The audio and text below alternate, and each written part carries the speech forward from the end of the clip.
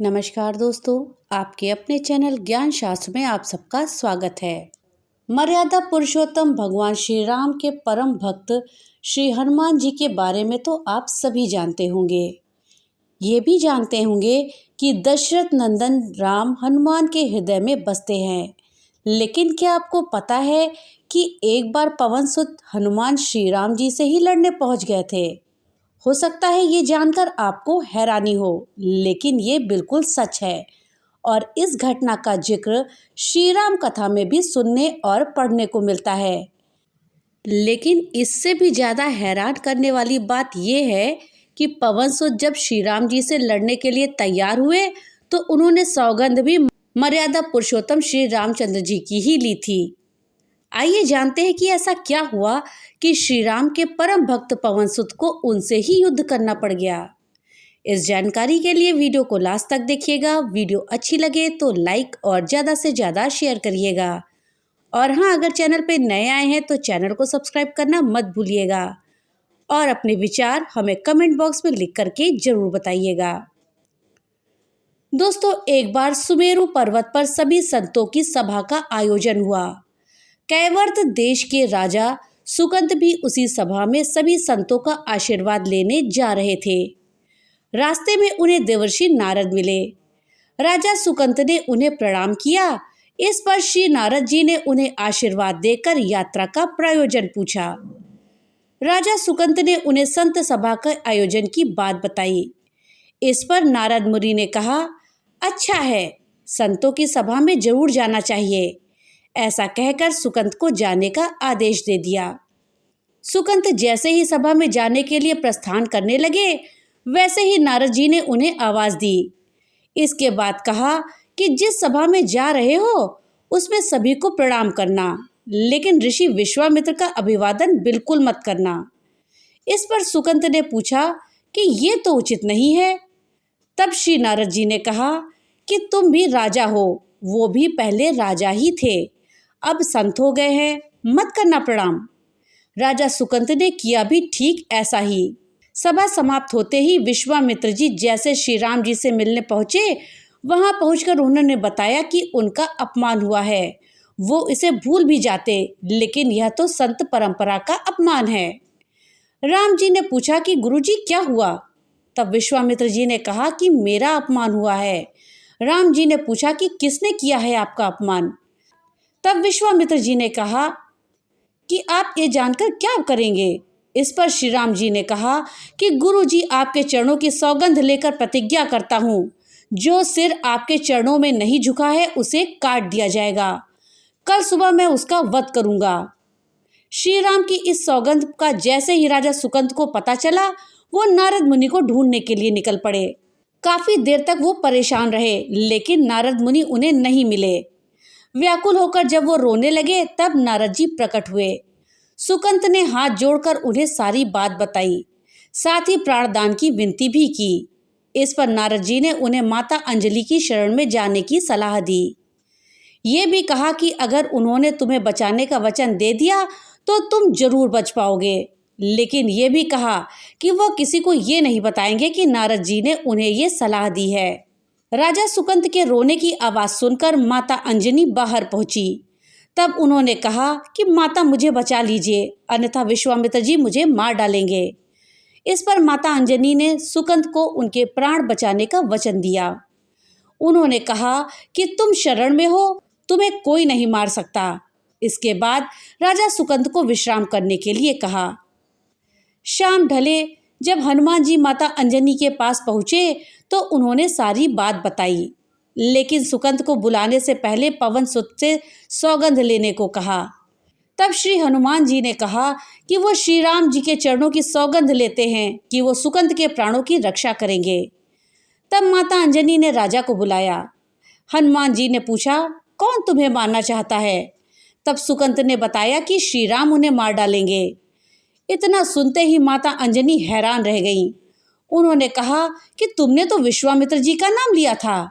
तब राजा ने कहा, नहीं, वो तो मरवा डालना चाहते हैं, लेकिन मारेंगे तो राम ही। हनुमान जी ने राजा सुकंत को उनकी राजधानी में छोड़ा और श्री राम जी के दरबार में पहुंच गए।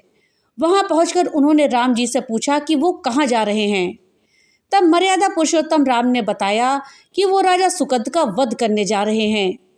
तब हनुमान जी ने कहा, प्रभु उसे मत मारिए। राम जी ने कहा कि वह तो अपने गुरु की सौगंध ले चुके हैं, अब वो पीछे नहीं हट सकते। हनुमान जी ने कहा, प्रभु मैंने उनके प्राणों की रक्षा के लिए अपने इष्ट देव यानी आपकी सौगंध ली है। तब राम जी कहने लगे, ठीक है, तुम अपना वचन निभाओ, मैं तो उसे मारूंगा। हनुमान जी राजा सुकंद को लेकर पर्वत पर पहुंच गए और राम नाम का कीर्तन करने लगे। उधर राम जी राजा सुकंद को मारने के लिए उनकी राजधानी पहुंचे, लेकिन वो वहां नहीं मिले तो उन्हें ढूंढते हुए वो पर्वत पर पहुंच गए। वहां हनुमान राम मंत्र का जप कर रहे थे। राम जी को देखते ही सुकंद डर गए। उन्होंने कहा कि अब तो राम जी उसे मार ही डालेंगे। वह बार बार हनुमान जी से पूछते कि बच जाएंगे हम। तब उन्होंने कहा, राम मंत्र का जप करते रहो और निश्चिंत रहो, भगवान राम पर पूरा भरोसा रखो। लेकिन वो काफी डरे हुए थे, तो हनुमान जी ने सुकंद को राम नाम मंत्र के घेरे में बिठा दिया। इसके बाद राम नाम जपने लगे। राम जी ने राजा सुकंद को देखकर जब बाण चलाना शुरू किया तो वो राम नाम के मंत्र के आगे विफल हो जाते। राम जी हताश हो गए कि क्या करें। ये दृश्य देखकर श्री लक्ष्मण जी को लगा कि हनुमान जी भगवान राम को परेशान कर रहे हैं, तो उन्होंने स्वयं ही हनुमान जी पर बाण चला दिया। लेकिन ये क्या, उस बाण से पवन सुत के बजाय श्री राम जी ही मूर्छित हो गए। ये देखते ही लक्ष्मण जी दौड़ पड़े और देखते हैं कि बाण तो हनुमान जी पर चलाया था, लेकिन मूर्छित तो राम जी हो गए। तब उन्होंने देखा कि पवन सुत के हृदय में तो श्री राम बसते हैं। जैसे ही राम जी को होश आया, वो हनुमान जी की ओर दौड़े।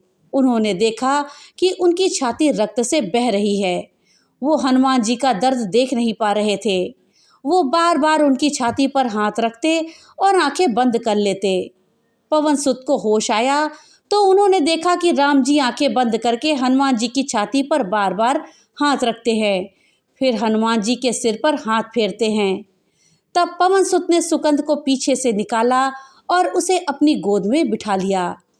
तभी राम ने फिर से हनुमान जी के माथे पर हाथ फेरा, लेकिन इस बार वहां पवन सुत की जगह राजा सुकंद थे। राम जी मुस्कुराए और हनुमान जी बोल उठे कि नाथ, अब तो आपने इनके सिर पर हाथ रख दिया है, अब तो सब कुछ आपके ही हाथ में है, इसकी मृत्यु भी और जीवन भी। आप ही सुकंद के जीवन की रक्षा करें। राम जी ने हनुमान जी से कहा कि जिसे तुम अपनी गोद में बिठा लो, उसके सिर पर तो मुझे हाथ रखना ही पड़ेगा, लेकिन गुरुजी को क्या जवाब देंगे। तभी हनुमान जी को विश्वामित्र जी सामने से आते दिखाई पड़े। उन्होंने राजा सुकंद से कहा कि जाओ। तब प्रणाम नहीं किया तो क्या हुआ, अब कर लो। राजा ने दौड़कर विश्वामित्र जी का अभिवादन किया। वो भी प्रसन्न हो गए और बोले, राम, इन्हें क्षमा कर दो। मैंने जी इसे क्षमा कर दिया है, क्योंकि संत का काम मिटाना नहीं बल्कि पूरा सुधारना होता है। ये भी सुधर गया है। उन्होंने सुकंद से पूछा कि संत का सम्मान न करने की सलाह तुम्हें किस कुसंग में मिली। राजा सुकंद विश्वामित्र जी से कुछ कहते कि इससे पहले नारद मुनि प्रकट हो गए। उन्होंने सारी घटना कह सुनाई। तब विश्वामित्र जी ने पूछा कि नारद, तुमने ऐसी सलाह क्यों दी। तब नारद जी ने कहा कि अक्सर ही लोग मुझसे पूछते थे कि राम बड़े या राम का नाम बड़ा, तो मैंने सोचा कि क्यों ना कोई लीला हो जाए, तो लोग अपने आप ही समझ लेंगे कि भगवान से अधिक भगवान के नाम की महिमा है। तो दोस्तों, इस प्रकार से श्री रामचंद्र जी की सौगंध खाकर राम से ही लड़ने चले हनुमान। और इस कथा के जरिए नारद जी ने ये सिद्ध कर दिया कि राम से बड़ा है राम का नाम। दोस्तों, अगर कथा अच्छी लगी हो तो कमेंट में जय श्री राम जरूर लिखिएगा। भगवान भोलेनाथ की कृपा आप सब पर बनी रहे। तो मिलते हैं अगली नई वीडियो के साथ, तब तक के लिए राधे राधे।